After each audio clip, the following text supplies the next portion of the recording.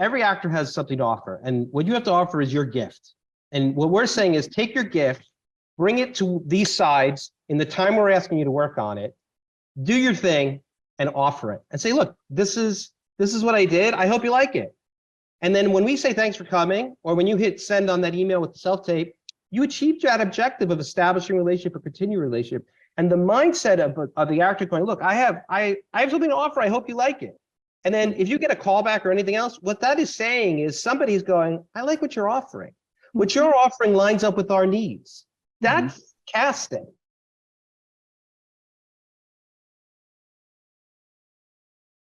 Welcome to the SAG-AFTRA Foundation's The Business Program. I'm Lori Hammel, actor, author, and SAG-AFTRA member. And now it is my pleasure to introduce Rob Decina, Clint Alexander, and Marci Phillips. So let's start. Marci, if you would start us off. Tell us a little bit about your trajectory in becoming a casting executive. Well, I was pretty much born into this business. My dad was a Broadway musical actor. My grandfather was an actor. When I was about 3, my dad was trying to teach me to read as quickly as possible. So he'd always have someone to do his sides with him. So I honestly don't remember a time when I haven't been doing this. When I was old enough to get the hell out of the house, what did I do? I married actors, one at a time. No bigamy, as I say.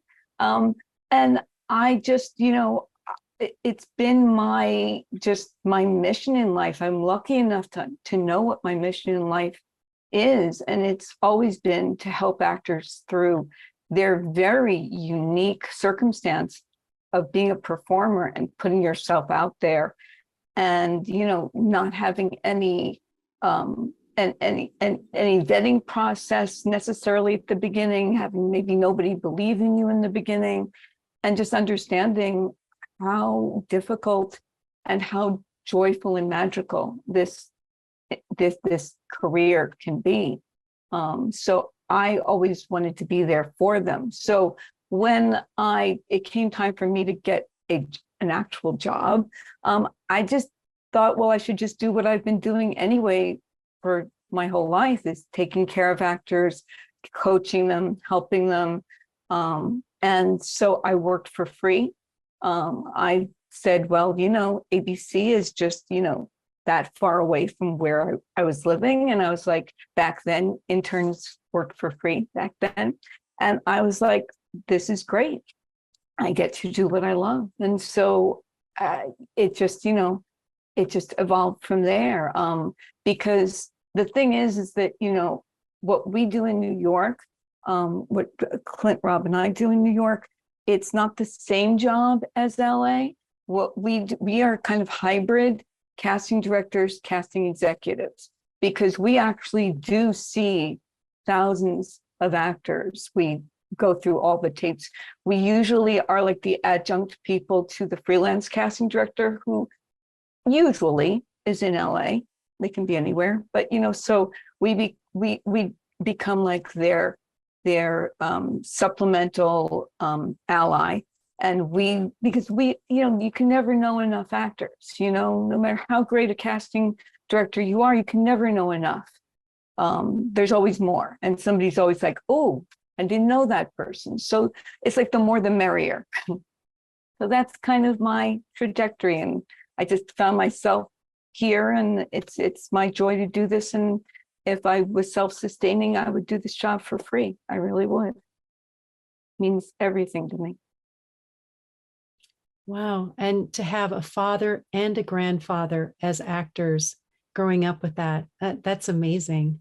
It was. The stories I have are unbelievable. Just so juicy and so wonderful. And so, it's again, but seeing the feast or famine as a kid that you go through as an actor, and understanding that to the core, and, just it's just a really important thing. I think that most casting directors, I feel, love actors and are very nurturing to actors. I'm not the only one. It's just I've been doing it since I was born. Yeah.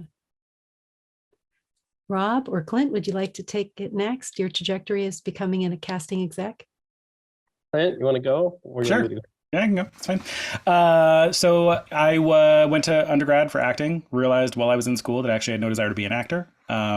So very quickly sort of pivoted from a BFA to a BA and started interning in various facets of the industry to sort of figure out where I did fit.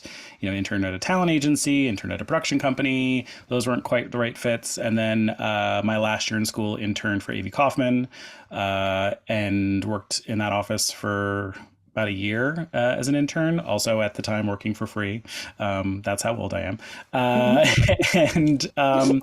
Yeah, realized that was sort of my light bulb moment where I realized, oh yeah, the thing that I've been doing in all of my scene study classes in school and stuff like that, though my natural inclinations were to sort of, be an observer and to be a part of the process, but not necessarily want to be on stage or in front of the camera or what have you.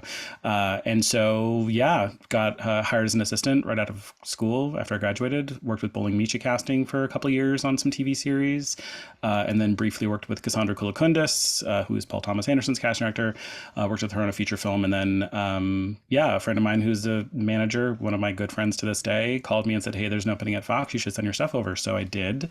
I've been working in the New York office for 18 years now, and I've been heading up the New York office for the last decade, I'd say. And Rob? Yeah, I went to grad school. I was getting my MFA in theater with the concentration of being a theater director. So I was learning about acting and directing and everything involved with that.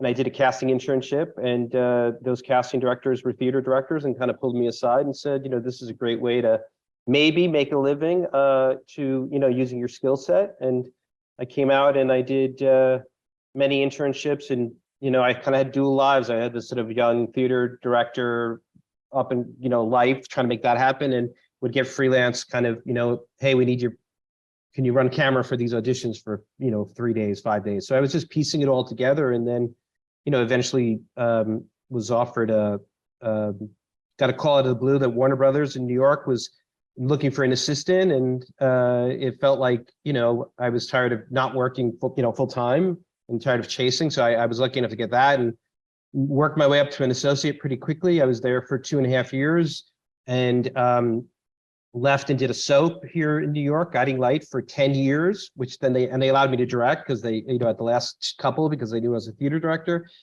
So I was really kind of spoiled in a way, because my when I entered casting in a full-time capacity, I had these, 2 sort of long-term jobs, here in New York, which felt pretty rare. And then when that all ended, I went back to being a freelance casting director. Rob Decina Casting was sort of born, which was not easy. That's not easy. I, very much felt like an actor looking for a gig. And I pieced that together with indie films and commercials and whatever.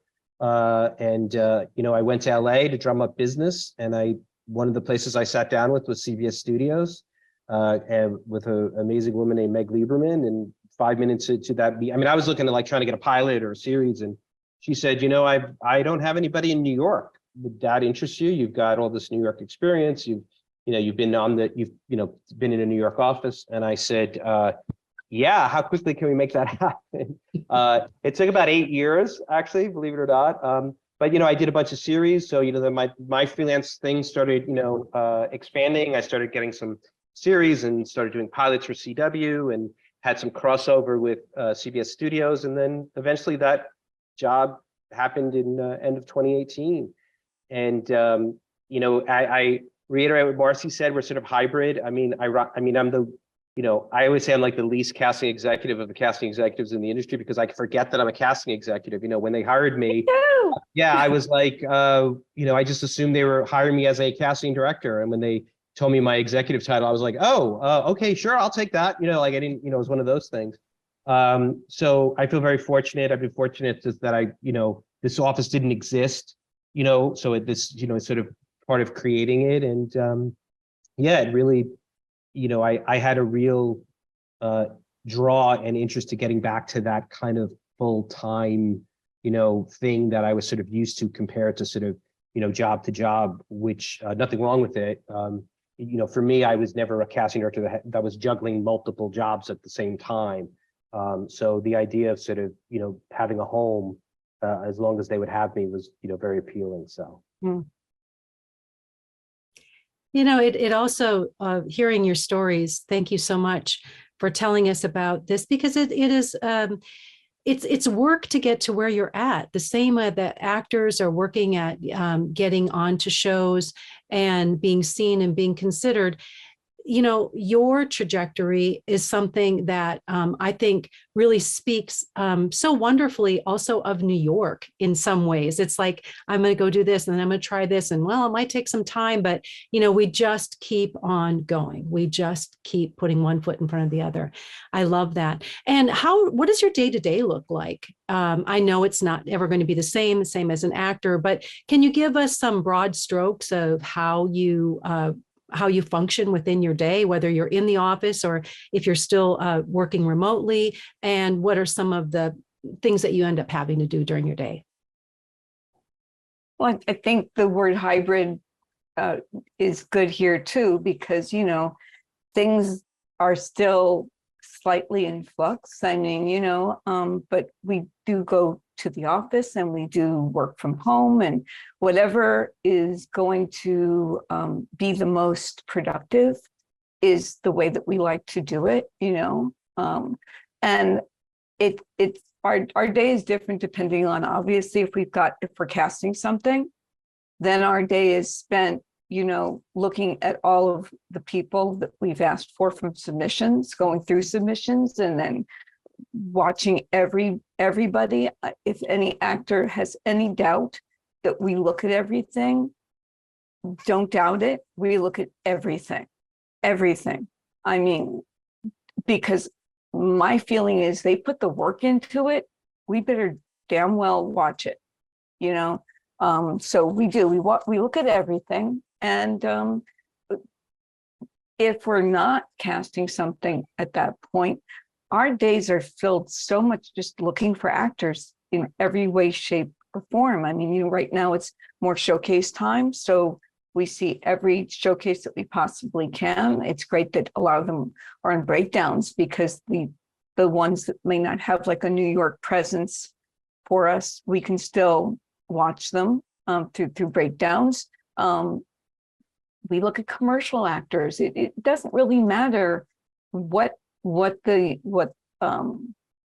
like, I know some actors will say to me, not so much anymore, but they used to say like, oh, I've got mostly theater. Is that going to impede, my ascendancy if it's on a resume?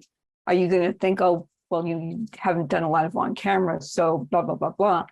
And for me personally, acting is acting is acting. And it's not to say that everybody translates easily from one to the other. Some do, some don't. Everybody's unique. But I think a great actor is a great actor. And it's just, again, if I see somebody in a commercial, Steven Spielberg does that classically, at least I've been told. He'll look at a commercial and go, oh, who's that? It doesn't really matter where we find people. So that's, I should leave it more to Rob and Clint. I've talked too much. Go ahead, Rob. No. All right.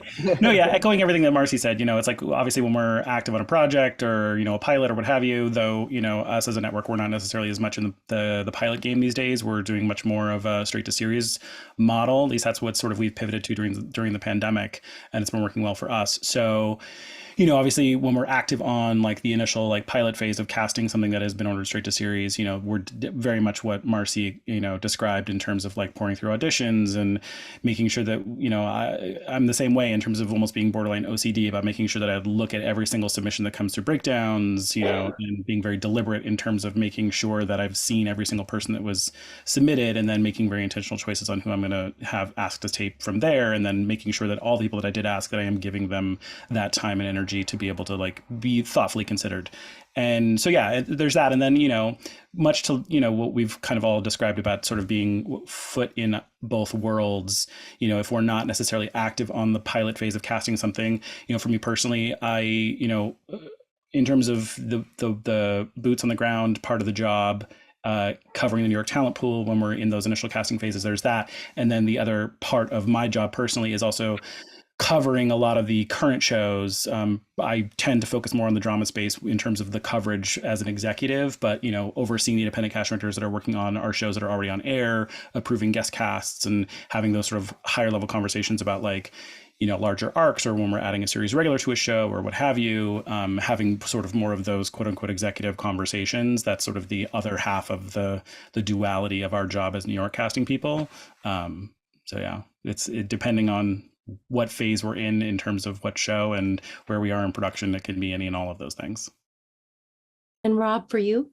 Yeah, it's pretty much the same thing. I mean, you know, we're depending on how many projects, like Clint said, but, you know, at any moment, you know, I could be working 1, 2, 3, 4, 6, 7, depends on what it is. And it could be at various levels. It could be a pilot where you're doing series regular auditions and at the same time balancing out, there's a recurring on a show that, you know, shoots in Vancouver, and there's a show in Toronto or Atlanta that has a guest star. And you're sort of balancing that out and sort of, you know, I, by the way, love that when we're doing multiple projects at the same time. I also do, as Clint mentioned, do coverage, you know, casting executive coverage for New York episodic shows. So it's, you know, it's viewing the auditions that the casting team send over for approval, getting approvals from X amount of people at the studio side and X amount of people. Because remember, I'm the studio. I'm the studio at CBS, not the network. So I'm getting approvals on a few of the people on my side, and then also on the network side. But yeah, I mean, listen, I love auditions. I love actors. I love watching them. I am a quantity casting director. I don't believe in seeing 6 people for a role and knowing that, thinking I got it. I believe in seeing, you know, 160 per role, 200. We had a pilot this year. I literally saw 240 actors for a role. That might seem like a lot, but that's 240 actors that I've seen that, you know, 232 are going to come back for another part, you know, and I think that that's the game. I'm looking forward to getting on the other side of all of this, and I'm hearing the potential of rooms opening again and having live in room auditions, which will require us dusting off the equipment, which would be a very happy day for all of us. But we'll, you know, and again, here comes the hybrid thing. I think we'll balance that out too between, you know, how many we see in the room and how many are, you know, going to be on self-tape. So but I'm excited about this to sort of figure out this sort of new venture. But anyway, the day-to-day is a balance. And what I do love about being the New York person, at any moment, you know, it could be like, we're not working on something, and then the phone rings and they go, hey, we have a project. Hey, we have a limited series. Hey, this is shooting in, you know, this is shooting in Toronto. They can't get anybody local. They need you. Can you do this ASAP? You know, and, you know, it's a yes to everything. Of course, we jump in, and then of course, a lot of script reading and things like that. You know, and we've all had the experience also of, like, LA calling and saying, oh my God, we have to cast this like in the next 24 hours because of XYZ. And so it's just so exhilarating, and so just feels so satisfying when we can find that person. We can find the answer within 24 hours because, you know, our knowledge is just so huge of everybody on the East Coast who's out there. Not everybody, but, you know, a lot of people. So that it's true, Rob. It can be just such a fun, exciting, just you never know what's coming tomorrow. It's really fun. And was speaking to what Rob was saying too about quantity also, is like, you know, it's I think, you know, part of it is, you know, obviously us wanting to find the answer, like as Marci said so astutely, but also part of it is like continuing to like further and deepen our knowledge of the talent pool and, you know, actors that, you know, might not necessarily be right in our mind based on what we know of them, but like, why not give them a shot, because they could surprise you or could just further your understanding of who they are and what their range could potentially be. And they might be, you know, a different entry point for a role that we hadn't previously considered. And that's always, I think, the kind of casting that always excites us as casting people is when you find a way in that isn't expected, you know? Oh, and that's so exciting for the actor too, to be considered in that way. You know, we got so many great questions even before we started today that people had started to send in, and I'm going to try to cover as many as I can. And sometimes what I've done for those that are watching that have sent in questions, I've combined them. But something that seems to be on people's minds is, how do they connect with you, because it, in a way that, postcards are there aren't the offices to send them to anymore, or maybe soon there will be, but there's social media, and there's a way of doing it, and that's good, and a way of doing that could be extremely annoying. There were some questions about that, and I was wondering if you could talk about, how do people create relationships with you appropriately? I'll jump in actually, because Yeah. I think relationship is a really important word. And, I always tell young actors when I meet them, when I'm talking to college students, that this is a relationship driven business. And so the more relationships you make, the smaller it becomes. So it's part of your job to make those relationships. But, there is a fine line between being an actor that advocates for themselves and an actor that doesn't, maybe doesn't read the room, so to speak, you know what I mean? That advocates too much in a way. But I think I don't think it's that complicated for me, to be honest with you. It's just simple communication. I mean, it's emails. It's letting us know what you're doing, and letting us know. I always say this: it's great to know you're in a play. It doesn't mean I have to go see it. It's cool to know. It would be great if I could see it, but it's great to know you're doing something. Just tell us when you have something to talk about. Reach out. Let us know when you changed reps. Let us know. Let us know when you got a great callback. You did a great self tape. Send it. Let us know you're doing a play, you booked a co-star. I must get 15 of those kind of variations of those emails, and I don't have a problem with any of those. I think it's awesome. Also, I might have that role, and I get that email at the right time. I'm like, oh, right, they'd be right. Let's go. Let's give them, let's give an audition opportunity. So I think it's just really simple email communication. This is not top secret information. Our emails are out there to be had, and it's easy to just email us. I'm not, I'll just address this. I'm not a social media person. I don't go on social media. I don't look for talent on social media. Other people might, I don't know, but so I'm not looking to connect with people on social media, or I'm not spending my time on those things looking for talent either. But I think if you're unrepresented, or even if you are represented, I think just communicating through, professional, simple, short emails, not long life story emails. I'm going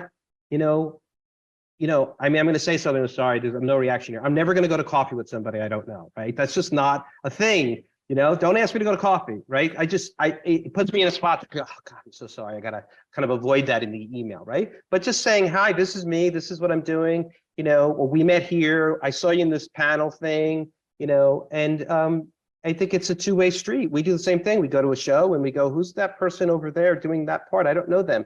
Let me reach out to them. Let me see if they have representation. Let me, find their email and let me be the person to sort of start a relationship and say, hey, we're going to show you this thing. We're going to keep you in mind. So I'm rambling, but I think it's a lot. I don't think it's a complicated question or answer. I'd love to hear what Marci and Clint think. I'm with you, Rob. I am not. I don't. For me, I don't find the value in social media. For me, as you don't for you, and as you said, other people do. Great. Everybody comes to this from a different place, and I think that I do the same thing. I reach out to actors all the time. I mentor hundreds of actors. Probably, yeah, hundreds, and it's usually I'm usually the one that puts it forward to actors. For me, it might be kind of difficult. I feel like my email would crash if every actor out there was to email me, and also our corporate structure, kind of our email structure, puts everything to junk, and I don't see some of the things I really need to see desperately. So but I'm always open to relationships with actors, because you're right, relationships, that's a very, very important thing, because we become your advocate, we become your unpaid managers when we love you and we are fighting for you, and running down the hall and saying, this is the person, the metaphorical hall, running metaphorically. So Yeah, and I agree with what Marci and Rob said too. I think Marci touched on this earlier about just sort of, I think casting people in general, our nature tends to be we're very empathetic for actors and their plight, but we are, empaths for better or for worse, sort of what Rob said too, in terms of being able to read the room. And, we pick up on stuff. Like it's not just about like when we say, start and cut or action and cut, it's also like the interaction that we're having with people in the room or what have you, like all of that informs our understanding of an actor. So just, putting that out there for whatever it's worth. I hesitate to say this, but, and I don't mean this in terms of a networking perspective, but I am a social media person. More specifically, I will say that in reference to something like TikTok, where I think that it is just another platform for people to sort of put their own content out there. Like I find a lot of comedic talent that is using it as a tool, be it putting up clips of their stand-up or, people that are in sketch or improv, that are playing places like, that are a little bit more sort of secondary cities like Chicago or what have you, that aren't necessarily, in Los Angeles or New York. It's another way for them to sort of get their stuff out there in a broader sense of things. So it's not that I'm advocating or thinking that everyone has to have like huge social media accounts with huge followings or what have you, but I do think that there are people that their skill set lends itself to using it as a tool for them to get their own content out there and to be seen, and so yeah, in that regard, yes, I am on those things as a lurker, not as like a hey, hit me up and message me on those platforms, but it is a way for me to additionally see talent besides going to theater and going to stand up in person and going to sketch and what have you. So in that regard, I do use social for that. And may I interject? It's not that I don't look at TikTok, because it always finds its way to me. Like if somebody is being talked about or people are talking about somebody, even in the smallest way, that's when I go. But I just feel like for me, it would be like a rabbit hole. Like I'd be on it and then 3 days later I'd look up and be like, what? It is. It for sure is. And can I just add to Rob, you kicked off the conversation about like how to connect. Also frequency of connecting, because, if someone's contacting you every 2 weeks or something like that, you said if you have something to tell, if someone wants to tell you something. Yeah, I started to censor myself because, again, this is a weird platform because I'm not seeing faces, so I'm not reacting to anybody. But, what I was, it's a fine line, because if you email me on Monday and you email me the following Monday, and there's nothing new to report or discuss, it feels a little invasive. It feels a little needing something, wanting something, expecting something, rather than when you have something to talk about is just checking in. And by the way, and if you don't have anything to say, then I think, every 3 to 4 months is a pretty good rule. I have nothing to say, but I'm just going to say hi. 3-4 times a year seems pretty good, but I'll say this so it doesn't sound like I'm being harsh here. If you email me on Monday to say, hey, I'm just checking in, want to see how it's going, we'll let you know I'm here, I've had some few auditions, blah, blah, blah, right? Nothing really to report.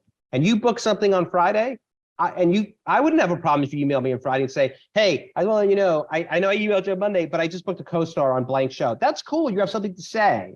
I'm not going to feel like that's a manipulation. If it's authentic, that's cool. I think it's when it's just the random kind of, and also along those lines, and I've had to say to actors a few times, what I don't want is, hey, I know you're casting this. I'm right for this.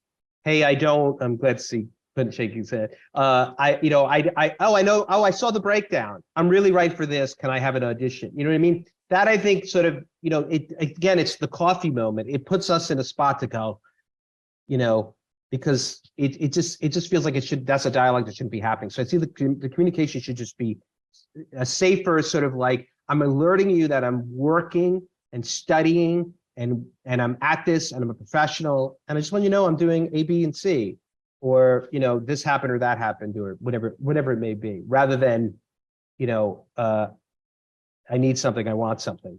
That's subtext, I get it. That's in there. You know what I mean? Totally agree.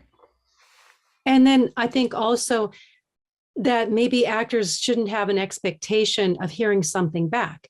You all are very busy. You have a lot going on. So I don't think that not getting a response means not to continue. That's what it seems like to me, but tell me if I'm wrong. I mean, it seems like it would be a lot to expect you to answer every email that comes back. Well, I meet literally thousands of actors, thousands and thousands. I mean, I have to pee, I have to, I have to do my job, so would I love to just be able to talk to every friggin' actor out there one-on-one? Of course I would love to. But, it's only so many hours in the day. Well, and I'll just follow up on that too. I kind of mentioned this earlier too about, I think I started hitting some bullet points about short, to the point, things like that. No one, I'm not gonna say no, I'll speak for me. It's very hard for me being busy to open up an email from an actor that I don't know and look at it, the length of it, and go, it's hard. But if I look at an email that's short, I can get through that. You know what I mean? Like that's cool. So think about your strategy when you're reaching out to people, and if it's a cold email, or even if it's a continuation of a relationship. It doesn't have to be paragraphs of information. It could literally just be, here's a couple updates, bullet points, hope you're well, see you down the road kind of stuff. I mean, that sort of says, hey, I get it, you're busy, but I'd love you to just know these three things, excuse me, rather than, a sort of, kind of a bio. Right. So one other thing that I would like to add in this is that trusting that the process is working. For instance, trusting that you're sending it, that it's being seen, your reach out email. And then also when you're sending in your auditions, and trusting, even though you don't get feedback, that things are going okay. It doesn't mean that you're not. So often, actors send out a self-tape, don't hear anything back. And you can use, because the imagination is such a part of this job, can use that in a way that may not be productive for them. Mm-hmm. So in a way, it feels like to me, maybe getting off of the need to have that feedback specifically for what you think you need in order to continue on, and just trusting that the process is working. And if it's not, I guess you'll hear something in some way, like, I don't know what it would be, but it almost seems like there has to be a trust involved in this. Otherwise, it really creates a lot of neediness, is what it feels like. I think it's a trust in yourself. I mean, it might be easy to say, but I feel if you're less results oriented and are working on your art and working on your craft and working on being better tomorrow than you are today, if that's your focus, not getting that particular job, you're going to be a lot more peaceful. You're going to be a better actor.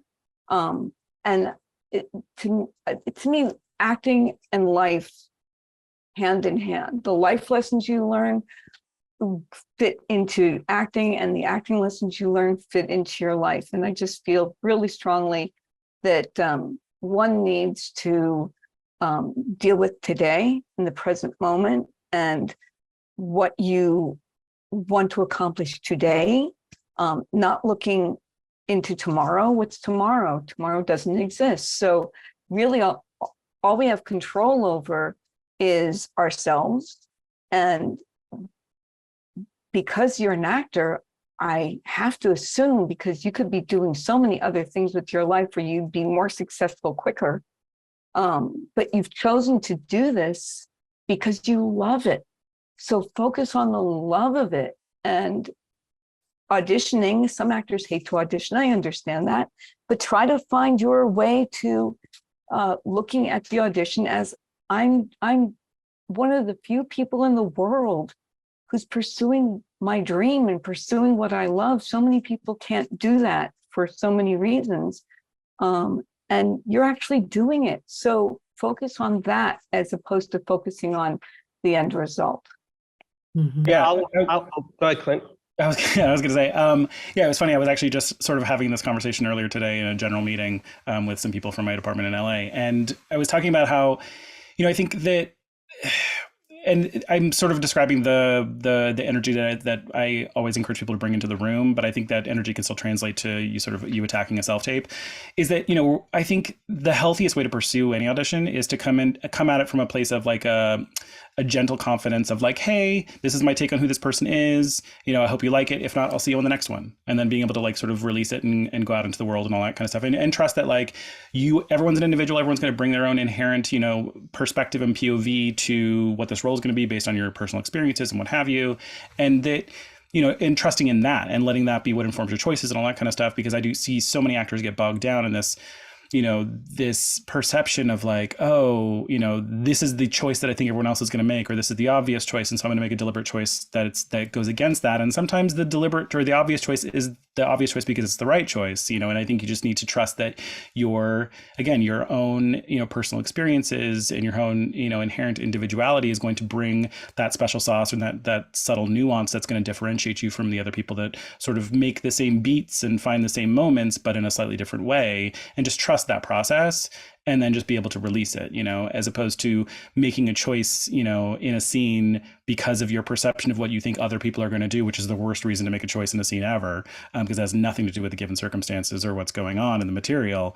But yeah, like I said, the gentle confidence of being able to say, this is my take on who I think this guy is, or this person is, and, and then being able to sort of walk out of the room and release it, or, shut your laptop and send off the self-tape and release it, and then trust that you did the best you could. And hopefully that, even if it's not this role, that you did a good enough job, that you made an impression, and that it's going to be the next thing that person's working on that you might be right for and they might think of you for. And like I said, I think of gentle confidence because confidence can sometimes border on arrogance. So I always sort of add the caveat of gentle confidence. Mm-hmm. So. I agree with both Marci and Clint here, and I'm just going to frame it in a way for me that when I'm talking to actors about auditioning, it's really about a mindset or a philosophical approach, which is forget about booking the job. I know you want to book the job, but not everybody's going to book the job, right? So don't make that the goal, but make a micro objective, and let's just start avoiding all the rejection and frustration. I'm going to get back to what I said earlier about this is a relationship-driven business. The audition is your opportunity to establish a relationship with the casting director. So when you get an audition, you're excited, you work hard on it, you make your choices, and it's just saying this is the vehicle to establish a relationship with this particular casting director. Oh, I've met this casting director before. Great. This is the vehicle to continue my relationship with the casting director. And the mindset should be, every actor has something to offer, and what you have to offer is your gift. And what we're saying is take your gift, bring it to these sides in the time we're asking you to work on it, do your thing, and offer it. And say, look, this is what I did. I hope you like it.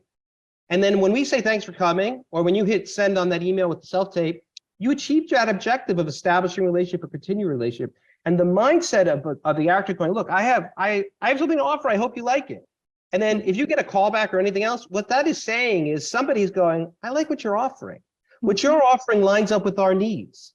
That's casting, and sometimes we don't even know what that is. But so I agree with what everything is said here, but it's really, so this idea of feedback and all, whether that's self-tape or not, I mean, most actors don't get feedback in the room either. They get it's an instinct. Do they get, oh, I think the casting director likes me, or I think the director likes me, the producer, whoever's in the room.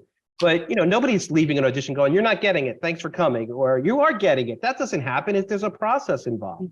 So control what you can control, which is up here, choices, thoughts, feelings. Hey, this is great. I'm going to use this to establish a relationship with this casting director I've never met before. Or I'm going to use this audition as an opportunity to continue my relationship. I have a gift. I'm offering my gift. Thanks for having me. Go down the street, offer it to somebody else. There's 3 people. Offer it, offer it to me at 10 o'clock, offer it to Clint at 12 o'clock, offer it to Marci at 4 o'clock. Hopefully somebody goes, we like what you're offering. That lines up to our project. Or I like what you're offering. I'm going to show it to the producer. Let's see if the producer likes what you're offering. It puts you in a much healthier mindset. And I think it speaks to what Marci's saying about living today and, not tomorrow. And don't make choices because you're making complex choices about what you think, as Clint is referring to here. It could be a lot easier and simpler, and enjoyable, which is really what I think I'm going for here, I think people get bogged down in the idea, though, like if it feels too simple, they feel like they're not doing the work. it has to be hard in order for it to feel like work and that they've done their job. And sometimes it's easy, and be thankful that it's easy, because sometimes you'll come in and it's going to be hard, you know? As actors, you know, you're creative beings, and there's 30 choices to make for any line that would fit into the parameters of the scene. There's 30 choices to make for any scene, just throwing out a number. You know, there's so many ways. If you are going into an audition and you don't know the director and you haven't been directed or anything, you know, that you could possibly, you know, choose. So I feel really strongly that you have to put on your creative hat and say, if I were the director, if I were the producer, if I was, you know, the actor, which I am, what would I want to see here? And don't try and divine what somebody else wants, because you don't know, you just don't know. Even if they were your brother, you wouldn't be able to divine what they want, let alone people that you don't know. So I feel, for me, this is just me, I feel that you need to go in and say, this is my take on this, my take. And as Rob said earlier, I hope you like it. If you don't, that's okay. There'll be something else tomorrow or down the line. But you do that. And then, of course, if you're adjusted, you know, well, then you do the 180 and you do whatever the adjustment is. But as long as you come in with something that, you know, you've really thought about, you're like, this is what speaks to me. That gives us the impetus to adjust you, because we're like, that's a thinking actor. That's somebody who, you know, brought their special sauce. They brought their, you know, nobody has your background and your crap that you've, you know, that you've gone through that made you who you are today and makes you think the way that you think today. And those choices that you make might be very bold, and they might lose you jobs. But I also feel really strongly that those are the same choices that will get you the great jobs that you can get. And my mantra, personally, is you have to be willing to lose the job in order to get the job. If you're playing so safe and being like, but it says here that they get up and then they sit down and then they look, you know, we've gotten that audition 5,000 times. And to Clint's point, though, earlier about doing something different for its own sake, no. But I don't want an actor to squash their instincts because they think, oh, but what if they think blah, blah, blah, blah. And we all love somebody who's a fearless actor. You know, it's a beautiful thing. And something Rob touched on earlier too is that sometimes we and the producers don't even know what we want. Like sometimes a role is very general, and I don't mean that in like in a negative sense in terms of the writers or what have you. I just mean more intense in the terms of it's very evident that we are looking for somebody to come in with a take on who this person is. And, you know, to what Marci said earlier, being fearless in your choices when those situations do come up, you know, and that is an important part of it too, is that sometimes we don't even know what we're looking for. We're looking for somebody to come in with a clear, strong take on who this character is, and they go, yes, that's what we wanted. Like, we didn't know how to articulate it because of XYZ, but that is what we wanted, you know, which can be frustrating on both sides. I think for us too, it's like, well, if it can be anything, then what can it be, you know, as opposed to something that is a little more sort of specific and defined, and we can kind of narrow down, you know, from, you know, the first step, shall I say. Well, and I'll bring this back to the New York side of things, and I don't know if you guys have the same experience, but it is along the lines of sometimes we don't know what we're looking for. You know, being the New York person at you know, an executive studio hybrid casting director position, sometimes I get one creative conversation with the producers and the directors early in the process, and then I'm sort of really kind of working through the LA counterpart, or I'm working through my LA colleagues who are covering it. And I'm searching for feedback, and I'm looking for feedback, and I'm asking for feedback, or I get the feedback based on, you know, who they like, or sometimes I get a note and adjustment to give, or sometimes, oh, we're going to have this person for a callback. So sometimes we're sort of kind of working and figuring it out as we're going. I always say we work in a vacuum a lot in New York. So we understand that feeling as an actor because we understand that as sort of a casting director. And I said earlier, I could be working on multiple projects, right? If I have 5 projects, all 5 of them are handled differently, creatively, with communication, depending on the producers, my relationship with the producers, my relationship with the directors, if there is one or not one, you know, my relationship with the LA casting director. So it's all different. So we're juggling a lot as well on our side. And I think it does get back to do your thing, you know, and don't worry about Don't worry about the aftermath. Don't worry. It's interesting because control, I hate the word control, but I think that sometimes a lot of people try and control or worry about the things you can't control, and then you miss what you can control. So I think a lot of actors spend a lot of time like worrying and controlling, how do I get that audition, or speaking to your reps about how do I get that audition. Nobody can't really control that. I mean, your teams could kind of maneuver that with us, right? Then we get the audition. Now you're in control. Embrace that time period, whatever that is, 12 hours, 24 hours, 72 hours, whatever it may be, to work on it. That's yours. We're giving it to you. It's yours. Return it on this date and time, give it back then. And then once you give it back, here it is, I'm offering it back to you. It's out of your control again. And I think that gets back to this feedback thing, Lori, like, oh, well, I want to know. Am I going to get it? Am I going to call? Listen, there's many reasons why I'm not an actor. One of them is I would never be able to sort of constantly look at my phone going, it's my mom calling. It's not my, you know what I mean? I wouldn't be able to do that. Like you have to sort of let this sort of go, but you can't control which is out of your control. So control, which is the opportunity, don't give up that, and I think sometimes when we being actors and people, look, I do it too. When I was a freelancer, if I met a producer and on a show, hey, I offered my gift. I talked about what I was going to do in my process and what I like and and then it'd be over. And I go, that'd be a cool show to work on, wouldn't it? And then the next thing, I wonder if I'm going to get that. And then I got to go, come on, take your own advice. You did your thing. Maybe you'll get a show with them in 6 months or 6 years. You planted a seed of a relationship, but now you can't control whether they're going to hire you or not. Same thing for actors. You can't really worry about that. And I think that goes into the sort of the feedback thing. Yeah, I don't think a day goes by that I don't repeat the serenity prayer to an actor, because I live by it. It gets me through anything or everything, and it's exactly what you're saying, Rob, is the serenity prayer. Yeah, it's great.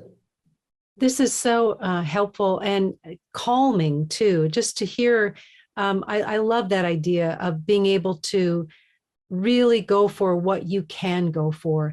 Now, you three see so many self-tapes, right? We've talked a little bit about like what not to do in terms of don't try to make a bold choice just to have a choice, or try to think of what other people are doing. Don't do that and do something, to stand out. Would love to hear if you have a couple of tips about things that you're really seeing working in the physicality of, a self-tape that we're putting forth, and maybe a couple of things that people should avoid as they're sending in those self-tapes. Yeah, well, I mean, go.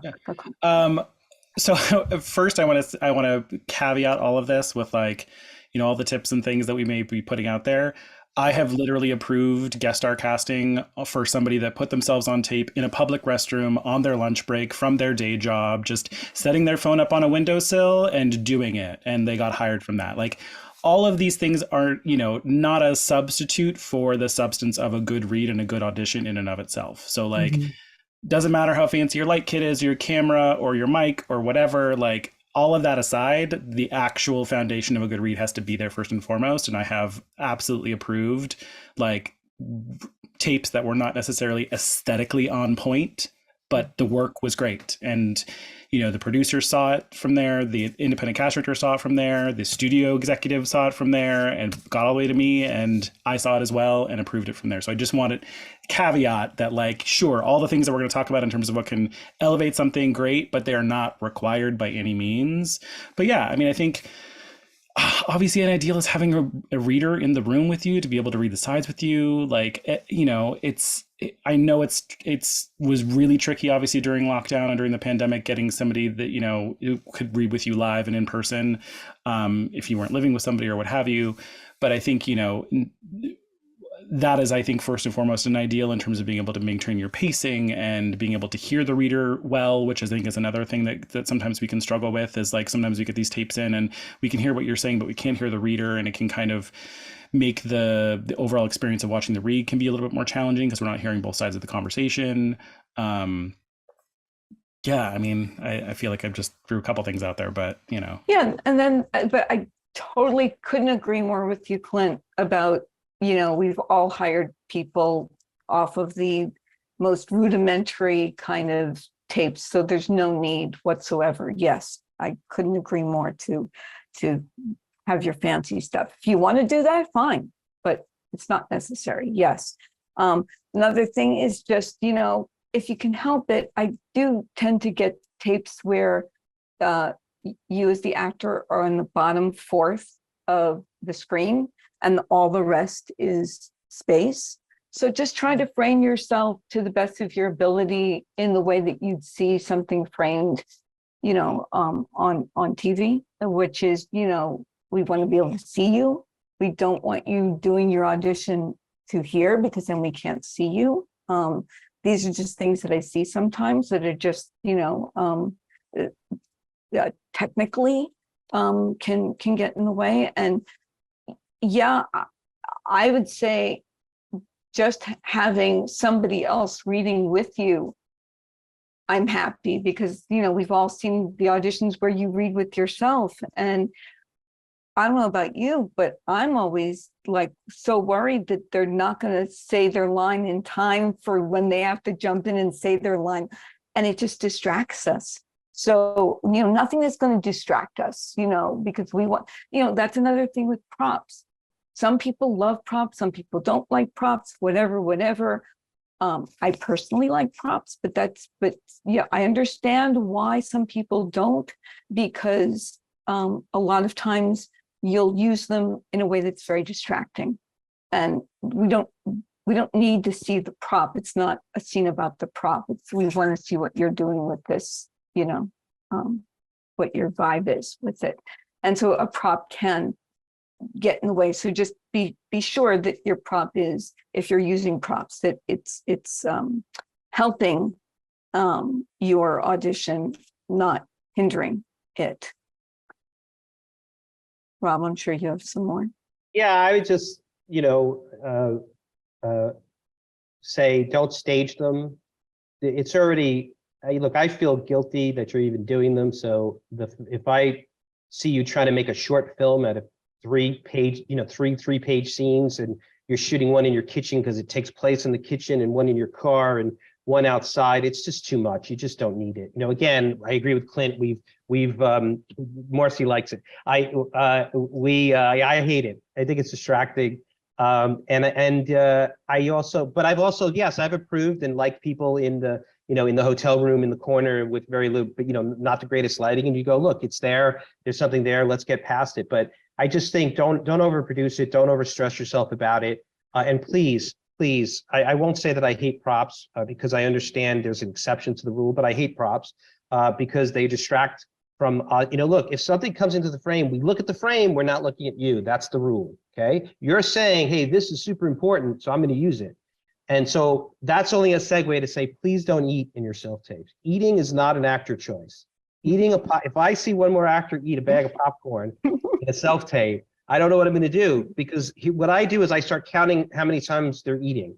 And if I start counting how many times they're taking a piece of popcorn, I'm not watching choices. And so it's not something we would ever allow in the room if we were in person. That's exactly right. Right. So don't bring into things that would, right, because if you walked in the room with a bag of popcorn, what are you doing?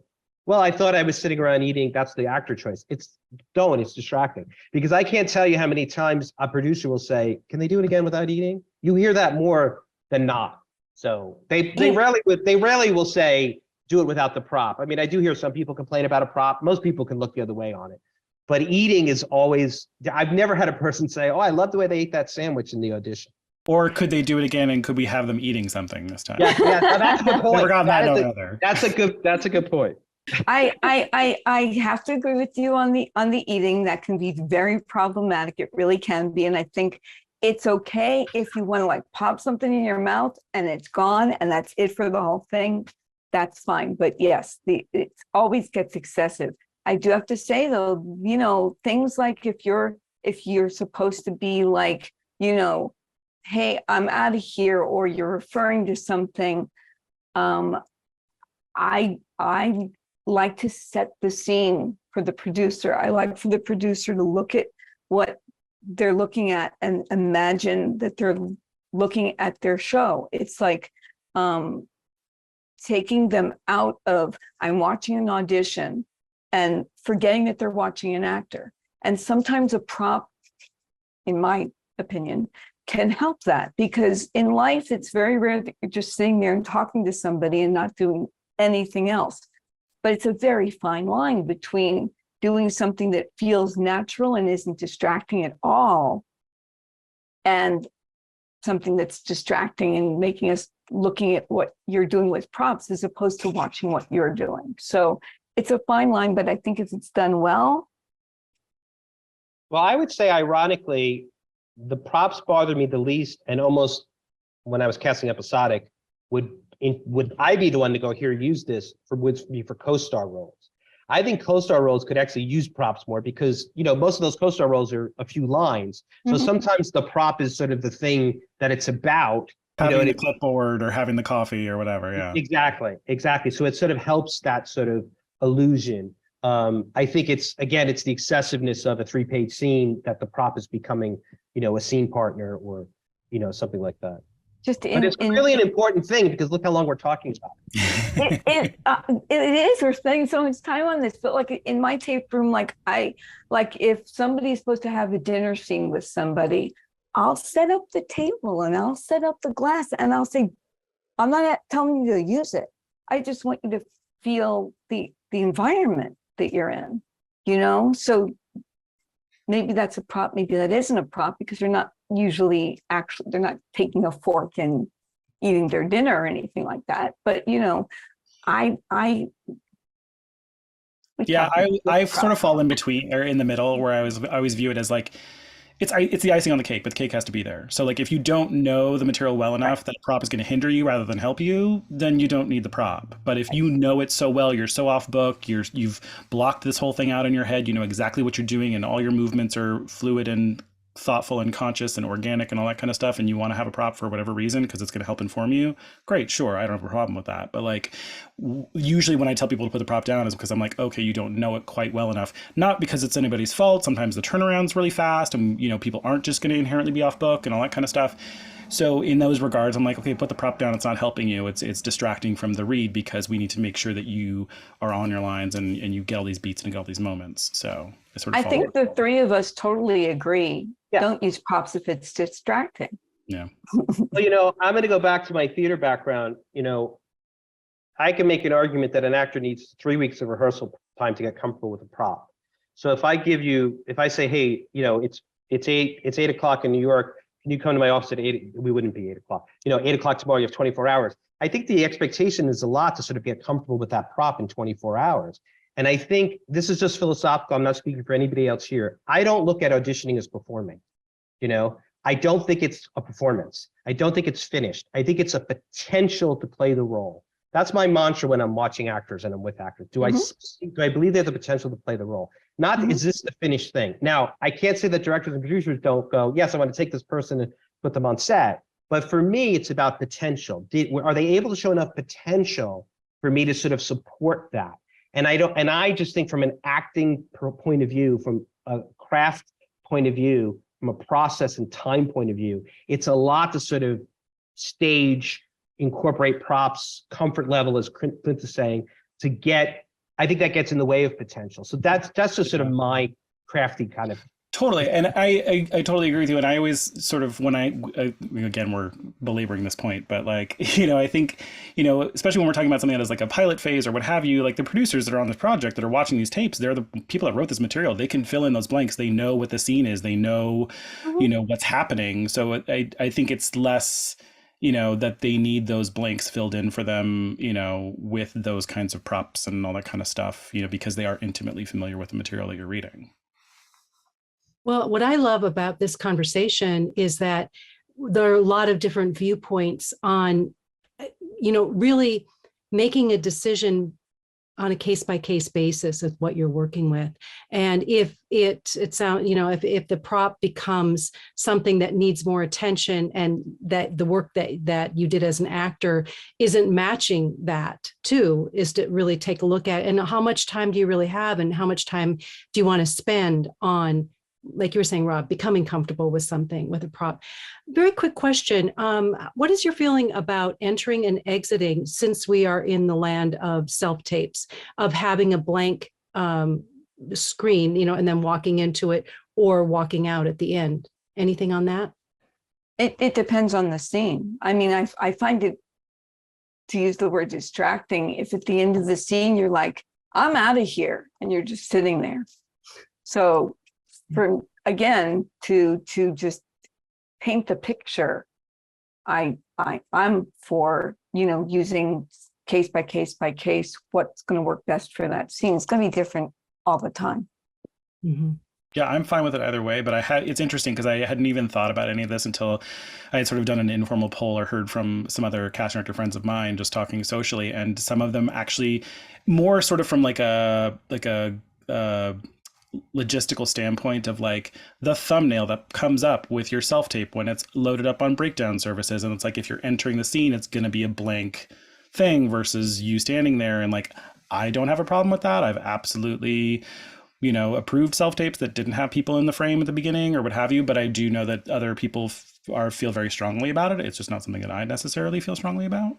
But Yeah, I kind of also like, I think, how bad of a casting director would I be if I go, I love this audition. This actor is perfect.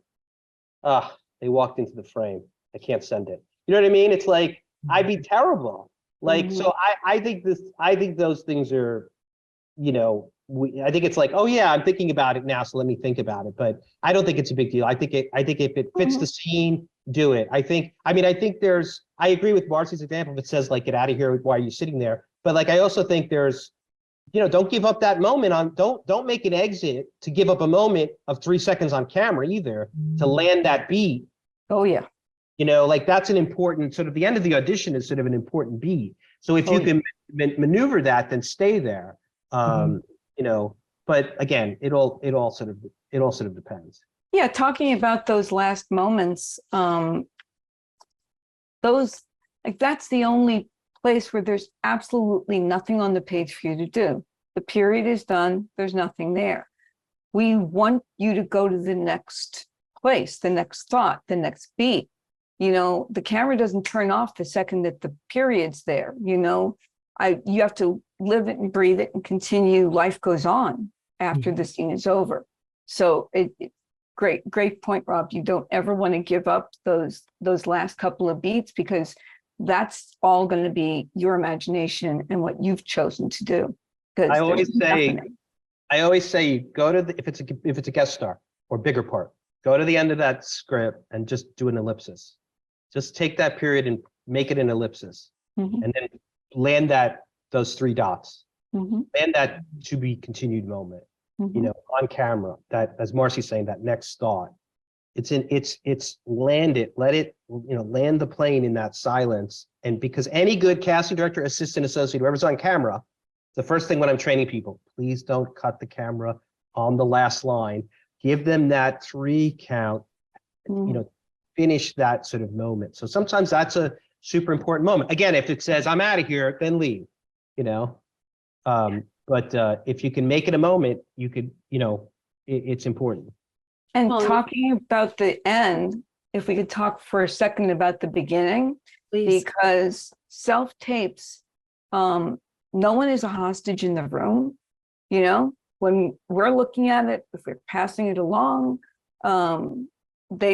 everyone's got a lot on their plate. And if you are giving nothing that we would want whatsoever, or, you're just like, well, wait till they see the end.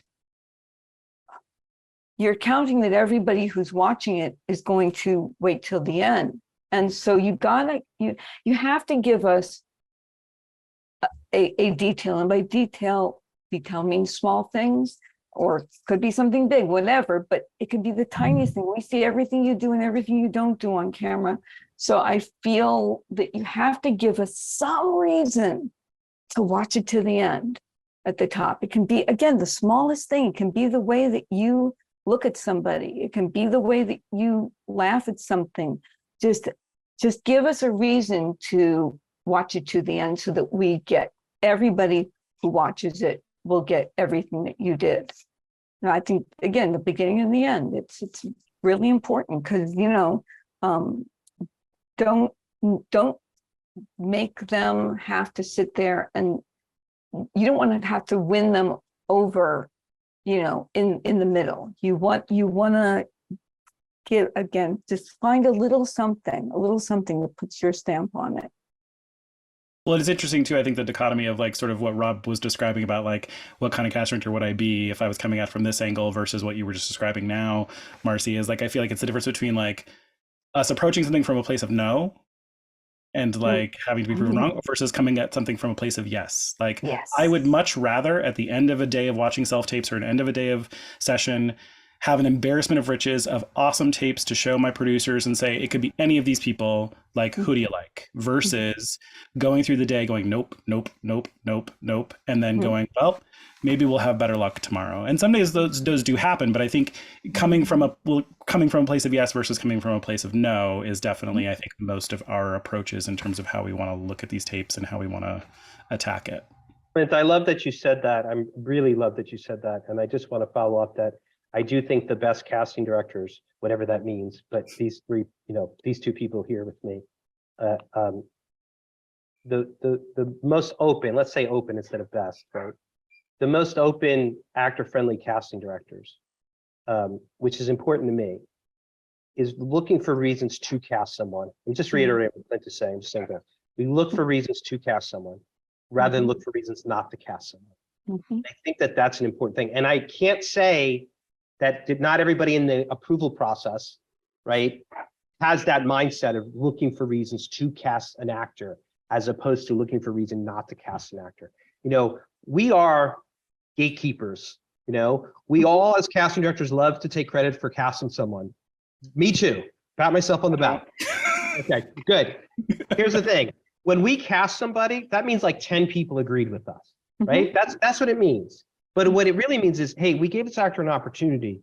We saw something, we supported them, and we supported them kind of handing them off. And that's the looking to see, however Clint said it, like looking to say yes rather than looking to say no. That's the, like, I'm looking for a reason to cast this actor. I'm looking for a reason to support this actor rather than no, or I'm looking not to cast this actor. And then hopefully it's about getting other people, creatives, producers, directors, writers, etc., to sort of agree with you. Yeah.